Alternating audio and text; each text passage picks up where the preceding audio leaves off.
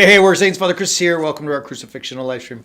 Glad to have you with us. The guessing of the black eye that I have has been radically hilarious. You people are beautiful. We've had so many good guesses, but nobody's gotten it correct. Let's say this. Remember, as I've been telling you this week, this is my first week back after a family vacation. We went to the Grand Caymans, to the Cayman Islands. We're on Grand Cayman, and I got this big old shiner. It's getting better now, but I got the shiner while I was there. And rather than tell everybody what happened, I said, no, we're going to play a game. If you can guess, you, watching person, warrior, saint, if you can guess how I got the shiner, we will give to you our UTB for free. That's our Understanding the Bible series. It is fabulous. Revelation just went up. So it's awesome. All of that to be said, keep guessing. Just put it in the comments wherever they are and tell us what you think. We've had some great stuff. All right, today we're going to continue our conversation about marriage and husbands and wives. And our theme that we've decided to attack for the next few months, at least the foreseeable future, is marriage and family life. It's so important because marriage is it's a funny thing, and you all know this, I'm sure you know this, what's going on out there in the world, that, divorce is, in the United States, is very high. Some statistics show us even at 50%.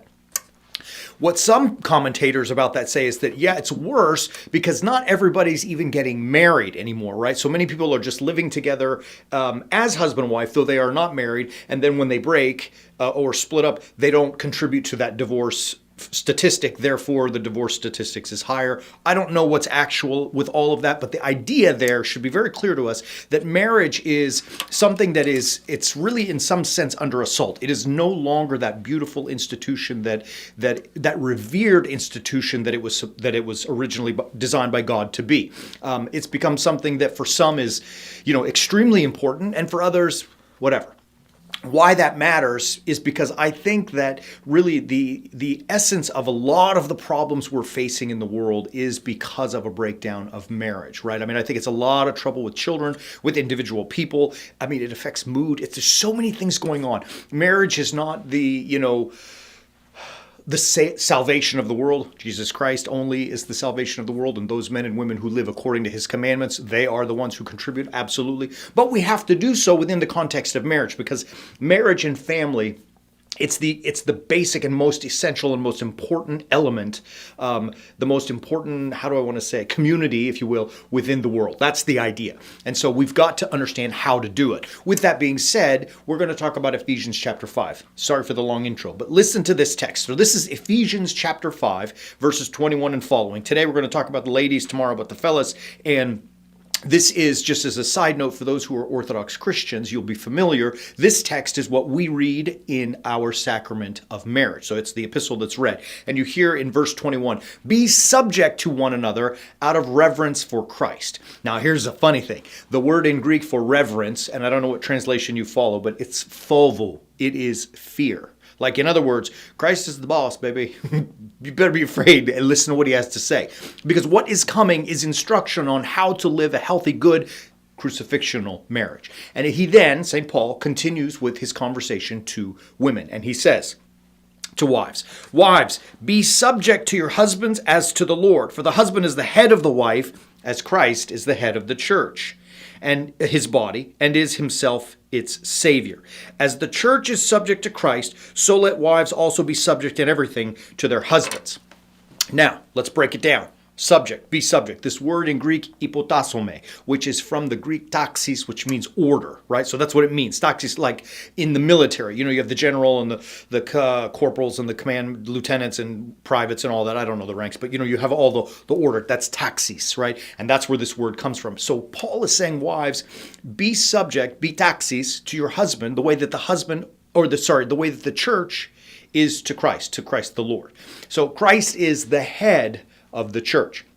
He is the one who leads it. He is the one who guides it. He is the one whom the church is subject to. And I mean, you can see how in your own life, that's how it's got to be. We are supposed to be, as Christians, as warrior saints, subject to Christ our God. I mean, what he says we should be doing, right? That's how we're supposed to live our lives. Well, Paul is saying in that same order, same taxis, wives should be subject to husbands, for the husband is the head of the wife. Now, sometimes that ruffles a lot of feathers, especially in the context of, the modern world where feminism prevails, and there's a lot of advancements for women. As a girl dad of two girls, I mean, I'm raising lions, right? I tell you that all the time. Like it's a little bit of a different world, but in the context of Ephesians, the order was the husband, the pater familia, and then his wife. She was subject and under him. Whereas in today's world, women can live on their own. We know single mothers or women who don't marry and have careers, which is totally great. It is, but in this context, that's not how it was. The woman had to be in the household of the man, and she was under him, right?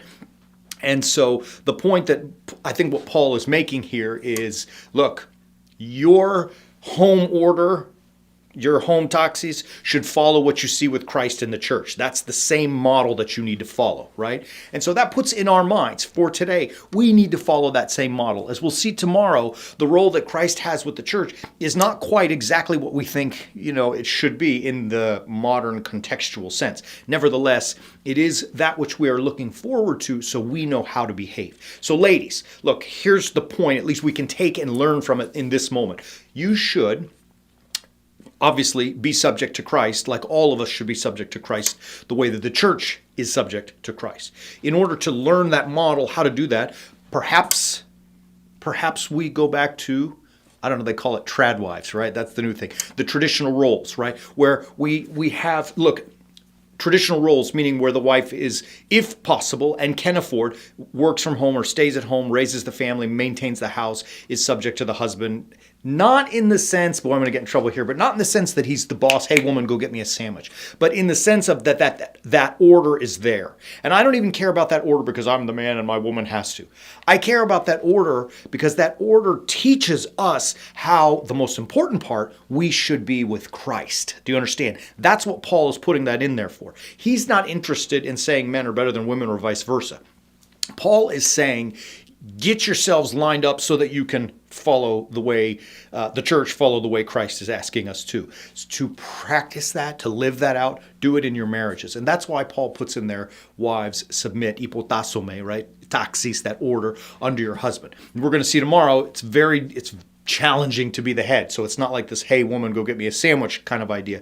It's very challenging. With all of that being said, there are some women, I'm going to end here, who do not want the traditional wife role, which is fine. Like in today's day and age, there are women. Look, we just had, the Vice President Kamala Harris ran for the president of the land, right? She didn't win, but she was like running for the top job in basically the world, right? Like, I mean, it's a different world. Women can do just about anything that they want to do today. That is not what we are discussing here. But for those, there are some who want to be more traditional and have more traditional roles and go back to, just different ways. I say better, maybe you don't, but I say better ways that seem to work, important, how do I want to say it? Just seem to work. And for those who are interested in that kind of stuff, Paul is giving you, obviously, the right to do so, but telling you to remember that in your mind, use that role, that relationship with husband the way you're supposed to with Christ himself, because only Christ ultimately will give salvation. We're going to see tomorrow how he washes that church itself. All right, rambling all over the place. Love you. Take a guess. See if you can guess how I got the shiner. It's a toughie. It's really a toughie. But if you can get it, UTB is yours. All right, we'll be back tomorrow to talk about the fellas. Love you as always. Keep walking on the way of the warrior snake.